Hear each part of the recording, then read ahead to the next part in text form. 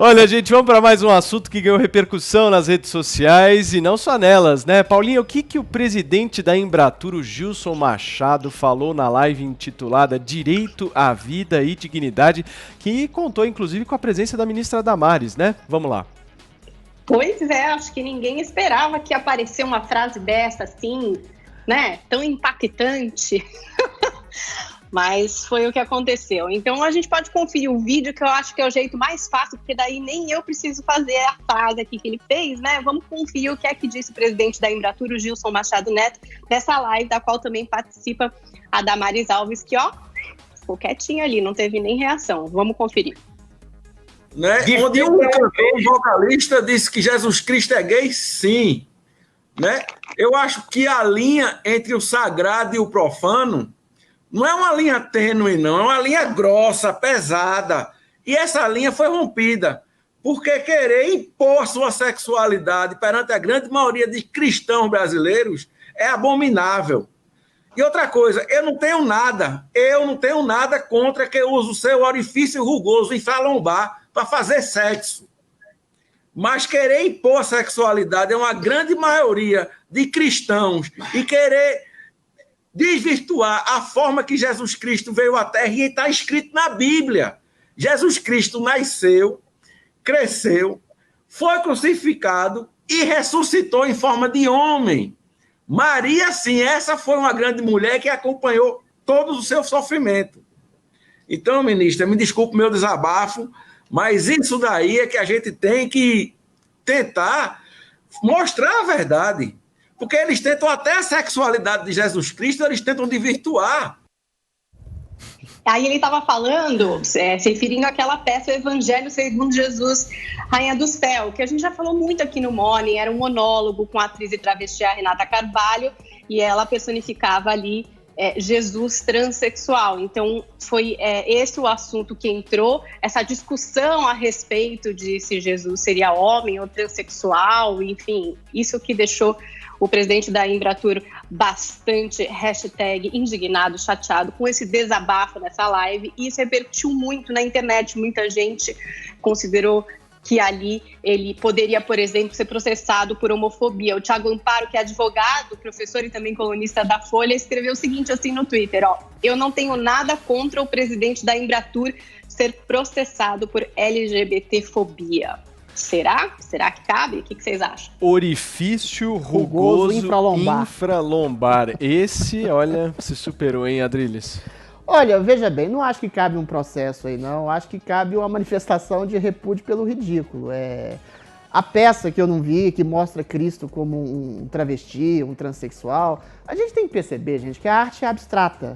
Ela usa de uma linguagem não formal para representar aquilo que o artista quer perceber, como no caso do Cristo, uma pessoa vitimada pelas circunstâncias, oprimida por uma injustiça social. Você pode colocar o Cristo como um transexual, você pode colocar o Cristo como um negro, você pode colocar o Cristo como um manifestante bolsonarista perseguido pelos legionários do Supremo Tribunal Federal. A questão que se coloca o artista pode fazer o que bem entender, e em alguma medida, na liberdade de expressão artística, alguns grupos podem se sentir ofendidos. Agora, o cristianismo, como o budismo, como o islamismo, engraçado que ninguém mexe com o Islã, né? Porque o pessoal lá é mais barra pesada. Essas dinâmicas religiosas, esses princípios, esses sentidos de vida religiosos, eles estão na base, no cerne do princípio artístico, né? Porque dá um sistema de sentido. A arte dá um sistema de sentido, às vezes rompe com um sistema de sentido, e a religião é um sistema de sentido. Então isso tudo pode ser aprofundado na arte. A questão que se coloca, por que estavam fazendo essa discussão, é dinheiro público. Ao que parece, essa peça foi financiada com dinheiro público, e a gente está vivendo sob a égide, para bem ou para mal, de um governo que se diz, né, que se declara conservador. E aí, quando se coloca dinheiro público, aí o Ministério da Cultura, por exemplo, se presta a achar quais são as diretrizes e as normas para dar visibilidade e potencializar e patrocinar obras que esse governo conservador acha que deveriam ser vistas pelo público, né? Se tem dinheiro privado, essa discussão nem estaria ocorrendo. Agora, como a gente não tem Ministério da Cultura e o Ministério é ocupado por um ator da Malhação, Vamos ver como é que se encaminha essa discussão. Agora, pode representar Cristo como travesti, como negro, como mendigo, como legionário perseguido pelas hostes do STF. Todos são oprimidos à sua maneira, ou todos acham que são oprimidos à sua maneira. E o resto fica por conta do orifício rugoso, infralombar desse sujeito aí. O que você acha, Paulinha?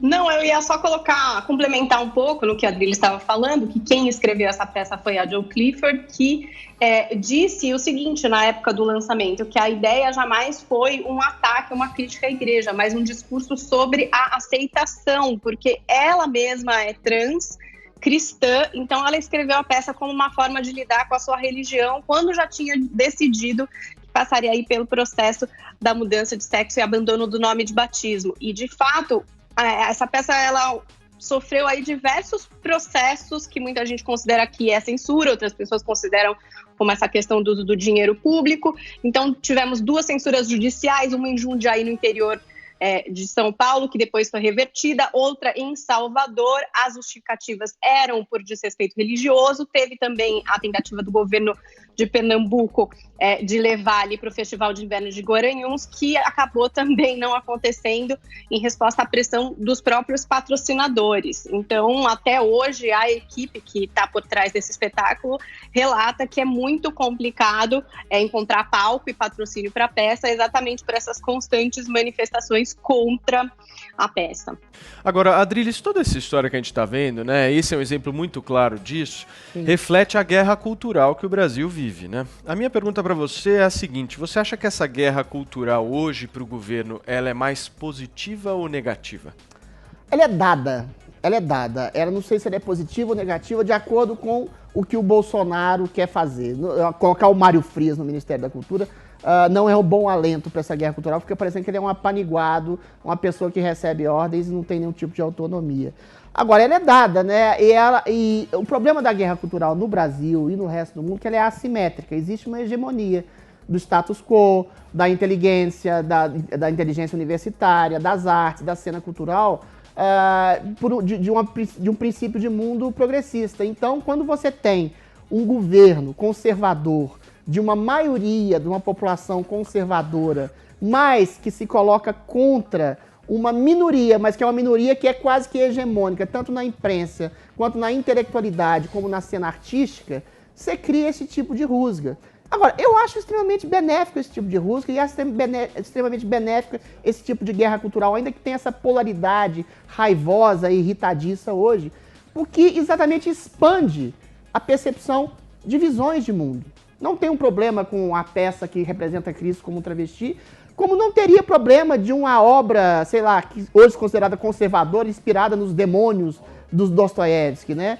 Então, eventualmente, eu acho que todas as visões são bem-vindas. Acho que há uma ditadura subliminar de um modo de vista progressista nos meios socioculturais e intelectuais no país. E acho interessante que está emergindo esse princípio conservador que contesta isso. Eu não sou conservador, eu não sou progressista, eu não sou nada. Eu sou uma dialética, um radical de centro, como o seu amigo Rodrigo Constantino diz. E, nesse sentido, eu tenho sempre uma antipatia da esquerda, exatamente por esse domínio absoluto que causa uma ditadura de comportamento que me incomodava muito e que me incomoda até hoje. Então eu vejo com muito bons olhos a guerra cultural, mas ela tem que ser administrada de maneira consciente. Dizer que o orifício rugoso sublombar da travesti lá é uma afronta à religião não é uma arma boa da guerra cultural.